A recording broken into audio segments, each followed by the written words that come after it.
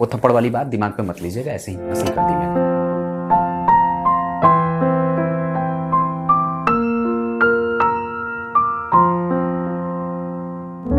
सुबह 10 बजे से लेकर 11 बजे के बीच में उपस्थित हूं आप सबके सामने। आज जिनकी कुंडली लेकर के आया हूं, इनका नाम मधुरेश है और ये कुंडली आई है लखनऊ उत्तर प्रदेश से। आप लोगों में से बहुत लोग जब मुझे कुंडलियां भेजते हैं तो बहुत इच्छा से, बहुत पूरे मनोयोग से मुझे कुंडली भेजते हैं और कहते हैं कि पंडित जी मुझे बताइए कि मैं कौन सा रोजगार करूं और मुझे क्या करना चाहिए, क्योंकि ये बड़ा जीवन जो है ना, अगर जैसे इनका ही देखिए, ये 1979 इनका डेट ऑफ बर्थ है और लखनऊ में है, महानगर में है, पर फिर भी अभी कारोबार को लेकर के बड़ा संशय दिमाग में बना हुआ है।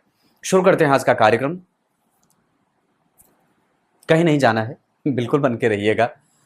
कल मैं ने आप लोगों को सूर्य के सभी राशियों में बनने का फल बताया था और उस पे आपके सूर्य पे कौन से ग्रह की दृष्टि है इसका प्रतिफल भी बताया था। उसे जाकर के अवश्य देख लीजिए और कार्यक्रम पसंद करिए। सबसे पहले पसंद का बटन दबा दीजिए और दूसरे नंबर पे जय श्री कृष्णा लिखने के बाद डेट ऑफ बर्थ, टाइम और प्लेस पक्का लिखें और अपने प्रश्न लिखें। और रविवार को सुबह में जो 10 बजे से लेकर 11 बजे के बीच का जो कार्यक्रम जाता है उसे देखिए। वो कुंडली मैं सुबह जो लेकर के आता हूं वो कमेंट में से ही चुनता हूं। धीरे धीरे मेरा मन कर रहा है, जैसे आप लोगों के जो प्रश्न मुझे मिल रहे हैं, मुझे बड़ा परेशानी भी होती है कि मैं एक कुंडली सिर्फ ले रहा हूं। इसको ठीक करने के लिए बहुत सारी कुंडलियों को कैसे देखा जाए और ज्योतिषीय हल कैसे निकाला जाए, इसका क्या समाधान होगा, मैं जल्दी ही विचार करने के पक्ष में हूं। कई लोग बोल रहे हैं कि आप लाइव आकर के भी ऐसे समस्या का हल निकाल सकते हैं। मुझे अभी सच्चे तरीके से कहूं तो मुझे अभी पता ही नहीं है कि लाइव कैसे आया जाता है। अगर ऐसा होता तो मैं बिल्कुल वो काम करता, पर अब मैं इसके बारे में थोड़ी जांच पड़ताल कर लेता हूं। जैसा होगा वैसे मैं फिर एक दिन ऐसे ही सामने से आप लोगों के सामने आकर के आपके प्रश्नों का उत्तर दे दूंगा, कुंडली देख देख करके। शुरू करते हैं आज का कार्यक्रम। कहीं नहीं जाना है, बिल्कुल बन के रहिएगा। ये कुंडली धनु लग्न की है। धनु लग्न एक ऐसी राशि है जो द्विस्वाभाविक राशि है। बहुत ध्यान से समझिएगा तो बहुत सारी चीजें आपको समझ में आ जाएंगी। तो मैं क्या बोल रहा था कि धनु लग्न की कुंडली द्विस्वाभाविक राशि है और ये इसके जो अधिपति होते हैं वो देवगुरु बृहस्पति व्यक्ति को दार्शनिक बनाते हैं। इन्होंने प्रधान प्रश्न, जो इनके प्रश्न मुझे मिले हैं, उसमें उन्होंने सबसे प्रधानतया यही पूछा है कि मुझे कौन सा कारोबार करना चाहिए। सबसे पहले मैं आप लोगों को बताऊं कि आप जो व्यापार चुनने जा रहे हैं, जो आप कारोबार चुनने जा रहे हैं, उसमें आपको सबसे पहले ये देखना चाहिए प्रथमतया कि दशा कौन सी चल रही है। आप जो व्यापार कर रहे हैं, जैसे इनकी कुंडली में अभी गुरु की दशा चल रही है, तो आपको जब आप व्यापार चुने तो आपको सबसे प्रथम पहले ये देखना होगा कि व्यापार जो कर रहे हैं उसका वर्तमान दशा से कैसा संबंध है, मतलब गुरु से उस व्यापार का संबंध है कि नहीं है। जब आपकी कुंडली में शनि की दशा चलेगी तो आपको ये बात समझना चाहिए कि आपकी कुंडली में शनि की दशा है तो आप जो कारोबार कर रहे हैं वो शनि से संबंधित है कि नहीं है। नहीं तो कई बार ऐसा होगा कि महादशा जब चलेगी तो वो ग्रह आपको जब रहेगा तो बढ़िया फल देगा, मतलब व्यापार अच्छा चलेगा, लेकिन जब महादशा बदलेगी तो फिर चीजें गड़बड़ हो जाती हैं। ये तो पहले नंबर पे बात रही। दूसरे नंबर पे आपको अपनी कुंडली में सप्तम भाव को देखना चाहिए कि व्यापार की स्थिति कैसी बनी है। तीसरे नंबर पे आपको यह देखना चाहिए कि आपकी कुंडली में बुध कैसे बैठे हैं, क्योंकि वो व्यापार के कारक होते हैं। उसके बाद आपको यह देखना चाहिए कि तीसरे नंबर के बाद चौथे नंबर पे कि आपकी कुंडली के चंद्रमा की स्थिति कैसी है। अगर चंद्रमा पापग्रह बनेंगे तो आपको व्यापार करवाएंगे और वो भी व्यापार एक जैसा निरंतर नहीं रहता है, कभी ज्यादा कभी कम, कमोबेश चलता रहता है। ये चौथे नंबर के बाद। पांचवें नंबर पे आपको अपने जन्म कुंडली के दशम स्थान में जो राशि बनी है उस राशि से संबंधित कारोबार पे भी आपका दिमाग जा सकता है। इसके साथ साथ पांचवें नंबर के बाद छठवें नंबर पे अगर व्यापार में जा रहे हैं तो ये बात बनेगी कि आपकी कुंडली के दशम स्थान में जो ग्रह बैठा है वो किस नक्षत्र में बैठा है। उस नक्षत्र के अधिपति से संबंधित आप व्यापार कर सकते हैं। ये छठवें नंबर की बात है। व्यापार देखने के लिए इतनी सारी चीजें देखनी होती है, मैं आपको ऐसे ही बता दे रहा हूं।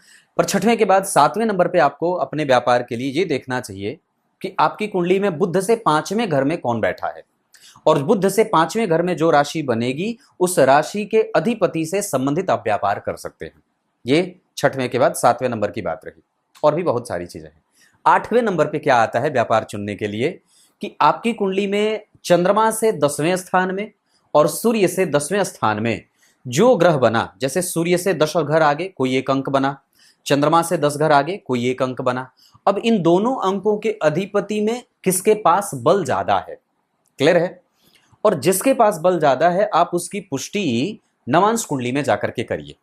जैसे चंद्रमा कहां बैठे? जन्म कुंडली में वृषभ राशि में, मतलब ये चंद्रमा स्वतः बलवान है और ठीक है, खराब नहीं है। सप्तम भाव के अधिपति बुध जन्म कुंडली में वृश्चिक राशि में शुक्र के संग बैठे हैं, जो इस कुंडली के लिए न तो बुध अच्छे होते हैं न तो शुक्र अच्छे होते हैं। मतलब इस कुंडली के लिए पापक परिणाम देने में 3 ग्रह बनेंगे, एक चंद्रमा, दूसरा बुध, तीसरा शुक्र और चौथा शनि। धनु लग्न की कुंडली में ये 4 ग्रह पापक परिणाम देते हैं।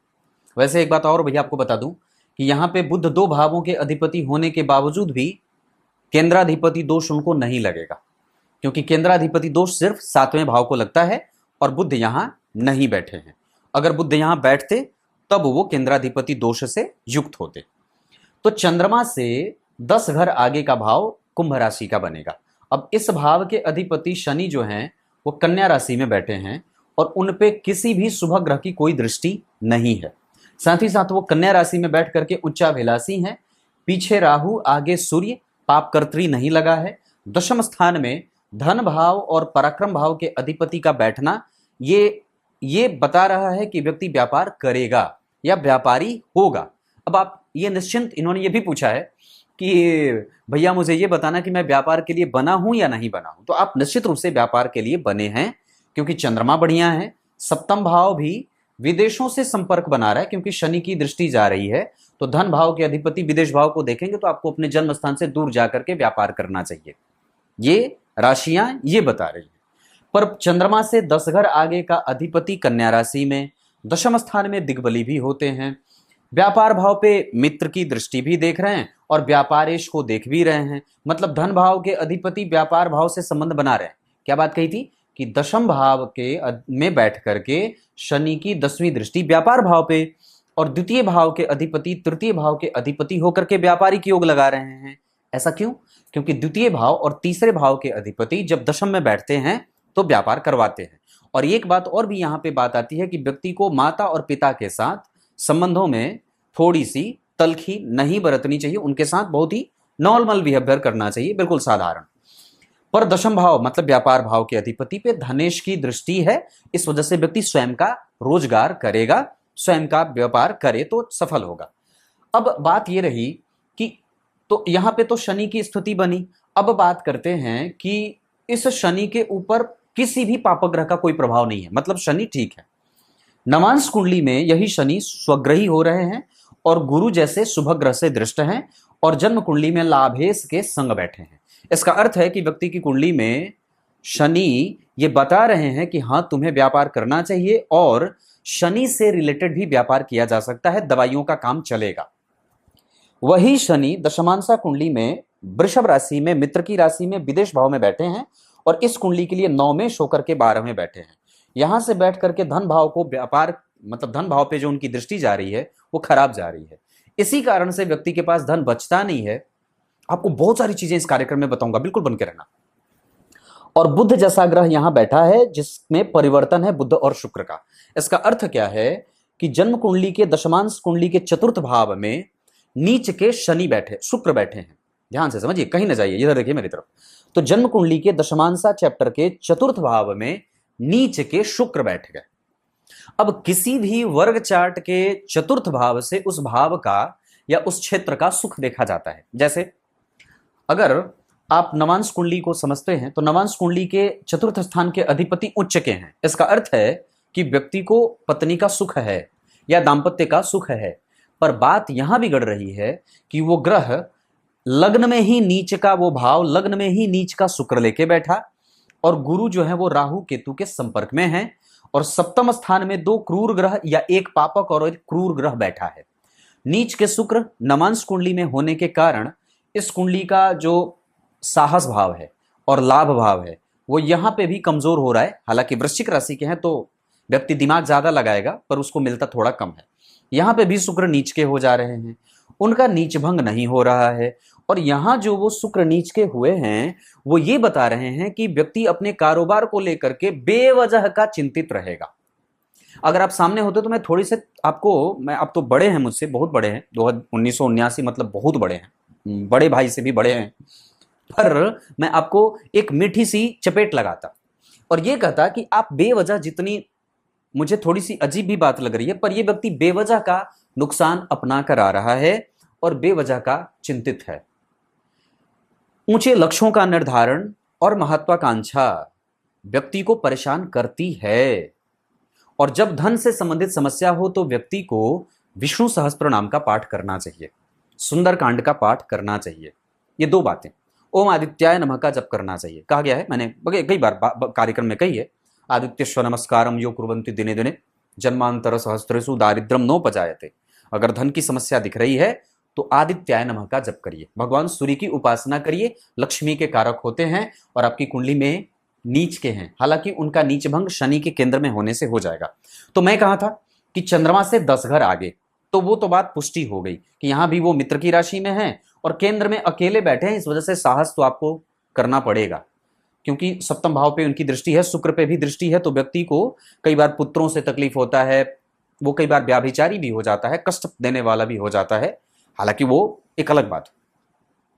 पर यहां पे अब बात करेंगे कि सूर्य से 10 घर आगे, तो सूर्य से 10 घर आगे जन्म कुंडली में नीच का मंगल बैठा, इस कारण से व्यक्ति का कंसंट्रेशन लूज होता है और वो डेप्थ थॉट एनालिसिस में कमजोर होता है। वो बहुत गहराई से न तो अपने किसी काम को मेंटेन करता है, न तो किसी एक व्यापार पे आसानी से दिमाग लगा पाता है, और न अपनी समस्या को बहुत ही सुचारू ढंग से किसी को बता पाता है और न उसे समझ पाता है। ये एक अलग समस्या है जो व्यक्ति के वैचारिक रूप से तोड़ने का काम कर रही है। मतलब सूर्य से 10 घर आगे की स्थिति ठीक नहीं है, ठीक है, पर विपरीत परिस्थिति का निर्माण कर रहे हैं चंद्रमा, अष्टमेश उच्च का है। अब उस पे शुक्र और बुध की दृष्टि है, यानी कि व्यक्ति की कुंडली में अष्टम भाव बलवान है।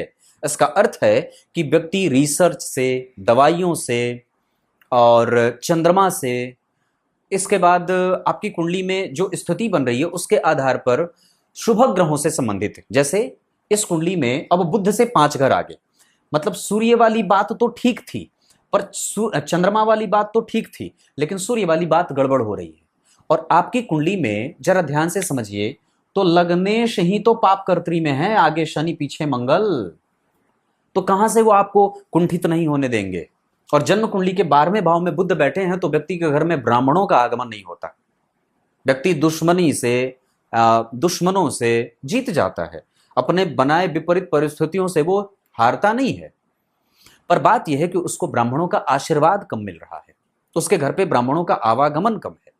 ब्राह्मणों को बुलाइए, उनको दान करिए और आशीर्वाद लीजिए, क्योंकि साक्षात भगवान नारायण को भी जब कोई सर्दी जुकाम होती है तो वो ब्राह्मणों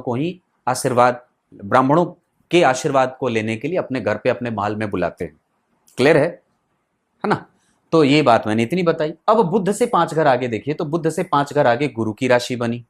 अब गुरु कहाँ है? तो गुरु चतुर्थ भाव के अधिपति होकर के जन्म कुंडली में मित्र की राशि में है। ये गुरु यहां बहुत अच्छे बैठे हैं और दुनिया के किसी भी ग्रंथ में, एक बड़े अच्छे ज्योतिषी जी हैं, नाम तो नहीं लूंगा, गोयल नाम है, पर उनका थंबनेल मैंने देखा था, जितने अच्छे गुरु उतना खराब जीवन। पता नहीं, मैंने कार्यक्रम तो नहीं देखा था, पर गुरु को बदनाम करने का किसी को अधिकार नहीं है, किसी को अधिकार नहीं। आप लोग देखते होंगे उनका कार्यक्रम, गोयल नाम है, आप लोग सर्च करिएगा। एक एक जगह पे जाने के लिए वो 5-5 लाख रुपए सुनता हूं लेते हैं, और जबकि हमारे, क्या कहूं, इससे आगे नहीं बोलूंगा तो बात हो जाएगी, पर बात कहूं, उन्होंने उनके थंबनेल पे, मैंने, आप लोग सर्च करना, जितने अच्छे गुरु उतना खराब जीवन, उन्होंने और ऐसे थंबनेल ऐसे डाला है। बहुत बुरी बात है। भगवान, आप अगर मुझे सुन रहे हैं और आप तक अगर मेरी बात पहुंच रही है, आपको मैं विनती करके इतनी बात कहूंगा, किसी भी तरीके से ज्योतिष को अपना मत बनाओ। गुरुजी मेरे यही बात कहते थे, किसी भी तरीके से ज्योतिष को अपना मत बनाओ, उसके अधीन बन के रहो, वो आपके अधीन नहीं हो सकता। यह शास्त्र बड़ी ही विलक्षण है ना? तो कहने का अर्थ है कि आप, मैं चलने के लिए लिखता हूं, पर वीडियो चलने के लिए आप गुरु को बदनाम क्यों कर रहे हैं? क्योंकि मैं अभी आज गुरुजी के यहां से आया हूं, वहां जो मेरी बात हुई, आज भी गुरु जी के यहाँ गया था, तो वहां बात हुई कि गुरु अगर अच्छे हैं तो निस्संदेह व्यक्ति अच्छा होगा। आपको चाहे दुनिया का कोई ज्योतिषी कहे ना कि गुरु अच्छे हैं तो गुरु जीवन खराब होगा, मत मानना ना, बिल्कुल भी नहीं। दुनिया के किसी ग्रंथ में गुरु अच्छे का कभी खराब परिणाम नहीं बताया गया है। अगर जो कोई बताता है, इसका अर्थ है कि उन्होंने गुरु को पहचाना नहीं है। देवगुरु बृहस्पति जो संपूर्ण धारण करने वाले हैं, देवताओं के गुरु हैं वो, और गुरु कभी बुरा हो ही नहीं सकता। जिस व्यक्ति की कुंडली में गुरु उच्च के हों, मित्र की राशि में हो, यहां गुरु कमजोर हो सकते हैं क्योंकि राहु के संग हैं, पर कहने वाले तो इसे गुरु चांडाल योग भी कह देते हैं। मैंने आज तक कभी नहीं कहा है गुरु के संग जो आएगा वो चांडाल कैसे हो जाएगा। विचार करो, गुरु के संग आने से चांडाल भी उच्चस्थ हो जाता है। अगर गुरु के पास किसी चांडाल की उपस्थिति हो जाए तो वो साक्षात गुरु के प्रभाव में आकर के अपने आप को भी गुरुत्व से युक्त करने की कोशिश में लग जाता है। तो क्या राहु यहां ऐसे नहीं करेंगे? विचार करिएगा।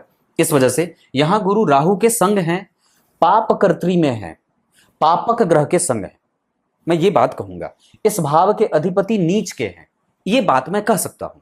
लेकिन इसका अर्थ ये नहीं है कि जिसकी कुंडली में गुरु अच्छे उसका जीवन खराब। ये बात आप लोगों को मैं बताऊं, और ऐसे लोगों से बच के रहिए जो ज्योतिष को और ज्योतिष जैसे विषय को व्यापारिक दृष्टिकोण देकर के किसी भी तरीके से कुछ भी कर रहे हैं और बता रहे हैं। नहीं, बिल्कुल भी नहीं, ऐसा नहीं है। अब आगे बताता हूं। यहां पे जो है वो शुक्र जो है वो व्यक्ति के वैभव के कारक होते हैं, और इस कुंडली के लिए न तो बुध अच्छे होते हैं न तो शुक्र अच्छे होते हैं। इस कारण से व्यक्ति को निर्णय लेने में गलती हो रही है और वो गड़बड़ी कर रहा है। आप अपने निर्णय को सुधारिए, कंसंट्रेशन को लूज मत करिए। मैंने इस पे कार्यक्रम बनाया था कि चंद्रमा और बुध जब आमने सामने होते हैं, चाहे वो कितने अच्छे क्यों ना बैठे हों, पर फिर भी व्यक्ति को निर्णय लेने में गड़बड़ी होती है। तो व्यापार क्या करना है? अब तीसरे सूत्र पे आऊं तो शनि इनकी कुंडली में वस्तुतः बैठे हैं धनेश पर 0 डिग्री के बैठे हैं। अब आपको एक और भी अच्छी बात बताता हूं। अगर ग्रह उच्च का है, ध्यान से समझिएगा, मुझे देखिए, अगर ग्रह उच्च का है लेकिन अगर डिग्री में कमजोर है तो वो कमजोर परिणाम करेगा। लेकिन अगर ग्रह नीच का है और अगर डिग्री में बहुत अच्छा बैठा है, युवावस्था का है, तो वो ग्रह निश्चित रूप से अच्छा परिणाम करेगा। मतलब अगर डिग्री कमजोर तो ग्रह उच्च का भी होकर के कमजोर परिणाम करे, और अगर डिग्री अच्छी तो ग्रह नीच का भी होकर के अच्छा परिणाम करे। यहां शनि के पास, अब जरा सोच के देखिए, तो जिस व्यक्ति की कुंडली में धनेश ही मृत्यु को प्राप्त हो रहे हों, किसी शुभ ग्रह का उन पे कोई बल ना मिला हो, सिर्फ वो ये इस बात की पुष्टि करते हो कि हां व्यक्ति व्यापार कर सकता है, इस बात की पुष्टि कर रहे हैं कि हां व्यापार कर सकता है, पर शनि 0 डिग्री में और वस्तुतः नवांश कुंडली में भी उनके ऊपर गुरु राहु का प्रभाव है, पर मैं खराब नहीं कहूंगा।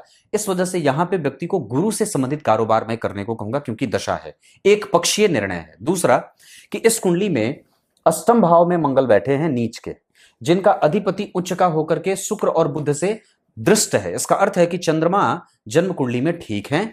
और उसके पहले कि मैं आपको और भी चीजें बताऊं, यहां पे शनि जो बैठे हैं वो तो उत्तरा फाल्गुनी में बैठे हैं, पर एक बात और है, इनकी कुंडली में चंद्रमा कृष्ण पक्ष के द्वितीय तिथि दिन सोमवार दक्षिणायन में जन्म है। अब दक्षिणायन में जन्मे होने से सूर्य की अलग सांस फूल जाती है, और हेमंत ऋतु में जन्मे होने से व्यक्ति कई बार चीजों को अच्छे तरीके से समझने में कमजोरी कर जाता है, और सोमवार को जन्मे होने से व्यक्ति में वो कट्टरता, वो साहस, वो दम, वो पराक्रम नहीं होता कि व्यक्ति अपने विपरीत होने वाली परिस्थितियों को अपने पक्ष में लेकर के आ सके।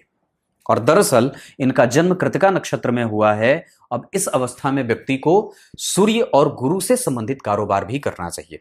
इसके साथ साथ इस कुंडली में विदेशों से संपर्क बना करके और कई बार व्यक्ति को बाहरी काम करके, जैसे शनि इनकी कुंडली में जिस स्थिति में बैठे, मैंने बात कही शनि वाली बात, उसके आधार पे व्यक्ति लोहा बेच करके और धातु बेच करके, या तो सोने का काम या तो कोयले का काम इस कुंडली में बनेगा। अगर ये दोनों नहीं कर सकते हैं तो आप दवाइयों का काम कर सकते हैं।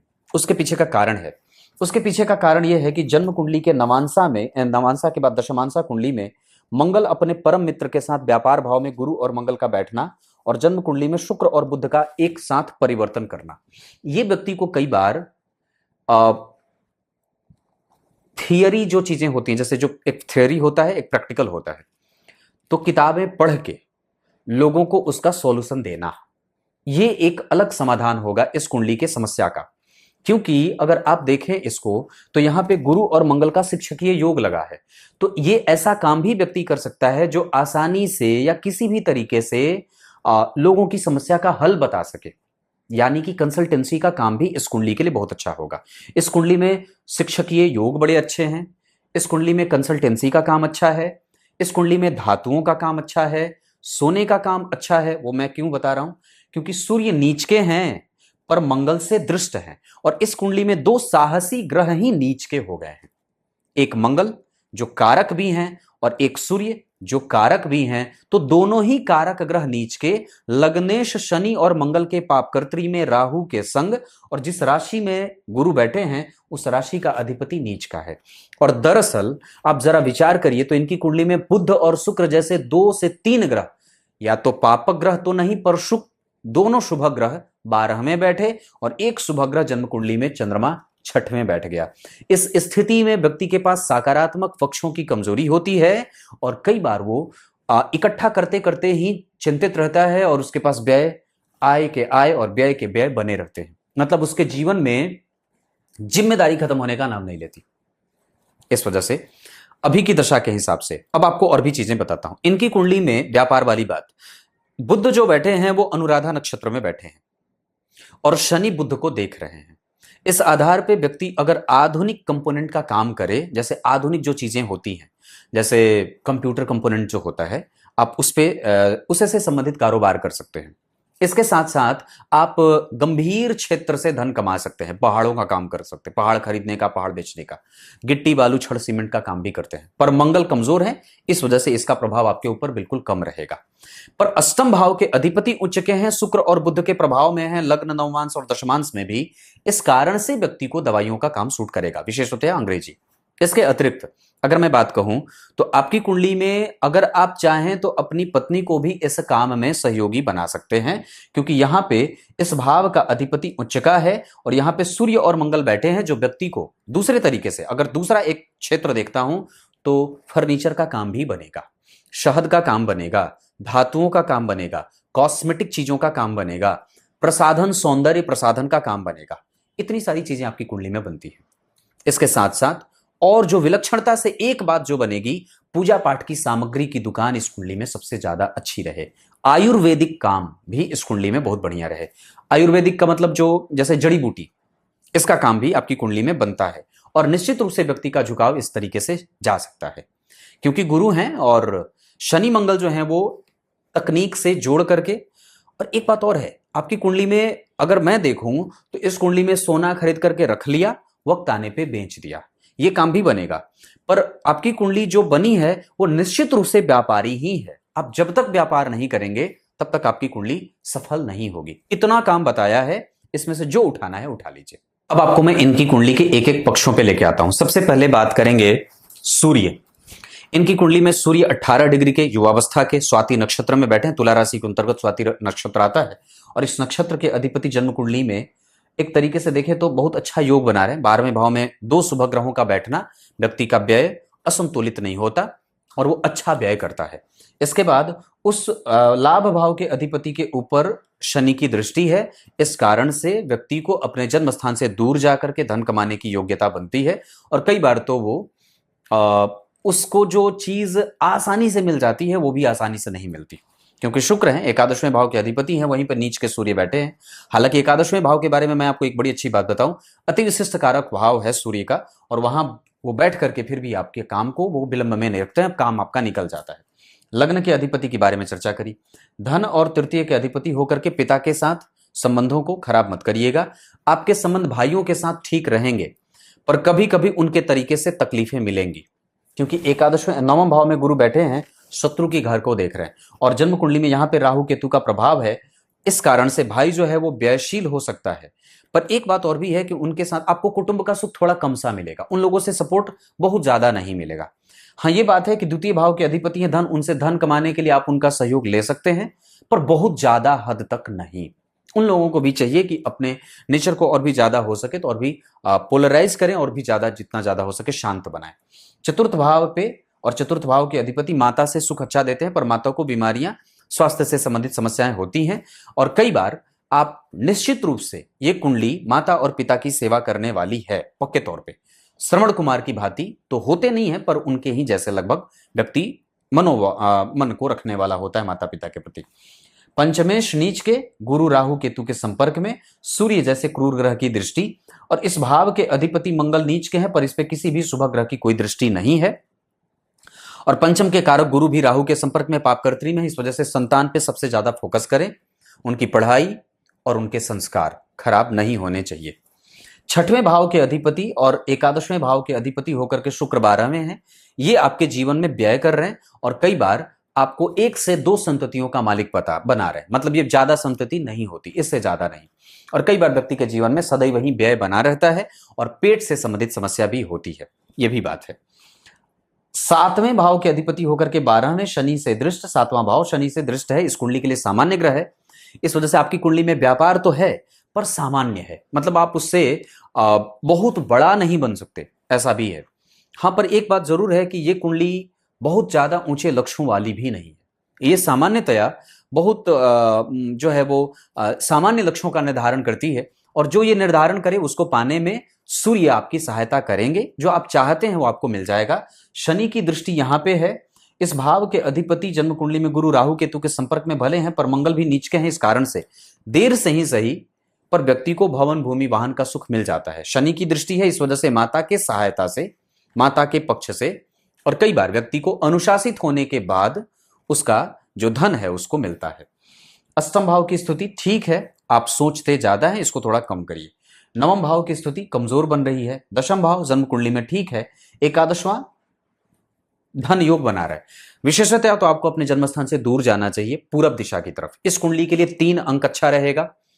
लग्न आपकी कुंडली में बना है पूर्वाषाढ़ा का, यह शुक्र का नक्षत्र है, और पूर्वाषाढ़ा नक्षत्र के दूसरे चरण का यह लग्न बना है, जिसके अधिपति पूर्वाषाढ़ा के दूसरे चरण के अधिपति बुध होते हैं।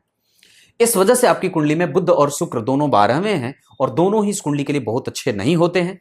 इस वजह से इन लोगों की दशाएं, दोनों ही ग्रहों की दशाएं आपके जीवन में व्यय करने वाली या व्ययशीलता का प्रदर्शन करने वाली होंगी।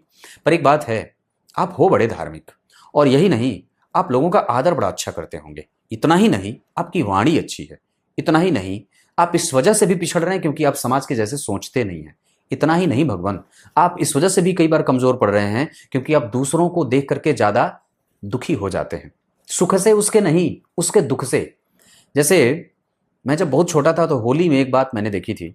मेरे घर के बगल में एक थोड़े कमजोर वाले रहते थे, हालांकि मैं भी तो ऐसा ही था, पर उनमें मैंने एक बड़ी अच्छी बात देखी। वो बड़े दुखी रहते थे, पर होली के दिन उनको मैंने खूब खुश देखा था और दूसरों के साथ बड़े अच्छे से गले मिलते देखा था। मुझे एक बात उस समय पता चली थी जब छोटा था मैं, कि व्यक्ति कितना कमजोर है पर फिर भी खुश है, क्योंकि आज सभी लोग खुश हैं तो वो अपना गम भुला बैठा है। तो आपके पास एक बड़ी अद्भुत बात है कि आप दूसरों के गम से दुखी हो जाते हैं, दूसरों के दुख से दुखी हो जाते हैं और अपनी समस्या भूल जाते हैं। ये अच्छी बात है, इसको बना करके रखिए। नवमांश कुंडली में शुक्र नीच के और सूर्य और मंगल है। अपनी पत्नी को क्रोध मत आने दीजिएगा, नहीं तो घर में बवंडर मचेगा। और जन्म कुंडली में नीच के शुक्र बैठे हैं। कारोबार को लेकर के आप थोड़े बहुत चिंतित सदैव ही रहेंगे और ये चिंता देगी। अगर हो सके तो मैंने जितना काम कहा है, अभी आपको सबसे पहले तो अपने वर्ण के आधार पे अपना कारोबार चुनिए, ये पहली बात है। और दूसरा, अपनी महादशा, गुरु की दशा है, खाने पीने से संबंधित, दवाइयों से संबंधित, आयुर्वेद से संबंधित। इसके साथ साथ आपकी कुंडली में ब्रेड बेकरी का काम, पढ़ाने का काम, कंसल्टेंसी देने का काम, ये सब होता है। पूजा पाठ की सामग्री, ड्राई फ्रूट का काम, बर्तनों का काम, धातुओं का काम, ये सारा काम करते हैं। शनि से संबंधित भी कारोबार करेंगे तो आगे वाली दशा में भी काम करेगा।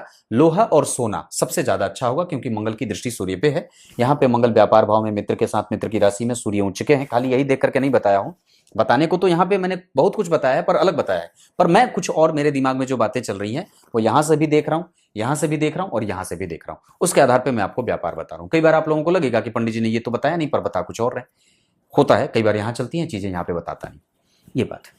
तो अब बात करते हैं नक्षत्र इस कुंडली के लिए। स्वाति, कृतिका, अनुराधा, रेवती, श्रवण और इतने सारे नक्षत्र अच्छे हैं। सिंह, राशि आपकी कुंडली में जो बनेगी वो अच्छी है और मेष राशि अच्छी है।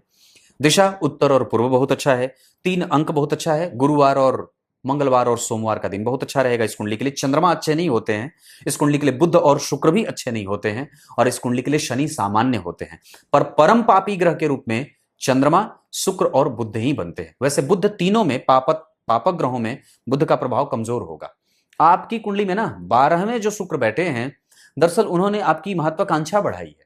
और एकादशवें भाव में बैठ करके सूर्य आपके इच्छा संपन्नता को जो एक लिबर्टी मिलनी चाहिए, जो कि नहीं मुझे मिल गया, मैं ठीक हूं, खुश हूं, वो उसमें थोड़ी कमजोरी दे रहे हैं। ये एक कमजोरी है। और सूर्य और चंद्रमा आपकी कुंडली में षडाष्टक में है, ये भी एक अलग परेशानी का माहौल है। और दरअसल आपकी कुंडली में चंद्रमा और बुध आमने सामने बैठे हैं, ये भी एक अलग परेशानी है। यहां पे शुक्र नीच के हैं, ये एक अलग समस्या है। दुर्गा सप्तशती में से सप्तश्लोकी दुर्गा का पाठ करिए, अलग से कवच का पाठ करना चाहिए। अगर हो सके तो एकादशी आरंभ करिए और अगर हो सके तो विष्णु सहस्त्र नाम का पाठ प्रत्येक दिन एकमात्र करिए और ओम आदित्याय नमः का जप करिए। इसके अतिरिक्त अगर धन की समस्या है तो धन का दान करिए, सीधी बात, बाकी और कुछ नहीं। बैठ करके अपनी समस्या किसी को मत बताइए, भगवान को कहिए, परमात्मा को जाकर के उनके सामने माथा पटकिए। और धन की बात मत कहिए, बस उनको कहिए कि आप हमेशा, मुझे ये एहसास होता रहे कि आप मेरे साथ ही हो। मैं ऐसा ही कहता हूं, हे परमात्मा मुझे कुछ मत दो, बस ये मिलता रहे मुझे कि आप मेरे संगी हो, बाकी तो सब हो ही जाएगा। जब आप ही साथ हैं तो फिर कौन क्या बिगाड़ सकता है आपका। ये सूत्र बनाइए अपने दिमाग में।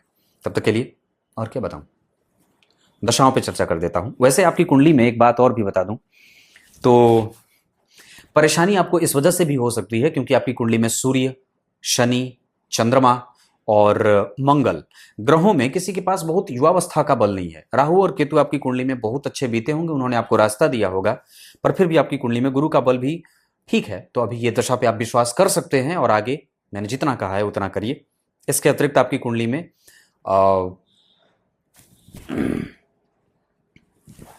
गुरु ठीक है, वैसे कोई खराब नहीं है, गुरु की दशा आपकी कुंडली के लिए ठीक है। शनि भी आने वाले ठीक है। आप मेहनत करिए, आप बहुत जल्दी किसी भी चीज पे स्ट्रेस लेते हैं, ये आपकी सबसे बड़ी समस्या है।